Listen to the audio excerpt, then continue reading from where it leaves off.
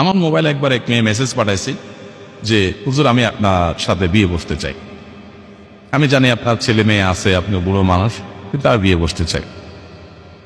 আমার মোবাইলে একবার এক মেয়ে মেসেজ পাঠাইছি যে হুজুর আমি আপনার সাথে বিয়ে বসতে চাই। আমি জানি আপনার ছেলে মেয়ে আছে, আপনি বুড়ো মানুষ, কিন্তু আর বিয়ে বসতে চাই। তো আমি তখন মেসেজ দেখি আননোন নাম্বার থেকে আসছে। মেসেজ দেখি আমার ওয়াইফকে বললাম এটা উত্তর দাও তো একটু। তো বেচারি মোবাইলটা নিয়ে প্রথমে চ্যাটিং করলেন, তোমার বয়স কত, কি। তো বললো যে এসএসসি পরীক্ষার্থী। এসএসসি পরীক্ষার্থী বলছে এসএসসি পরীক্ষার্থী, তোমার বয়স তো অনেক কম, আর এই বেটা তো বুড়া, সে এখন নানা হচ্ছে, তুমি তার সাথে বিয়ে করবে, পাগল হয়েছে তুমি। তখন ও বুঝে ফেলছে যে এদিক থেকে অন্য কেউ।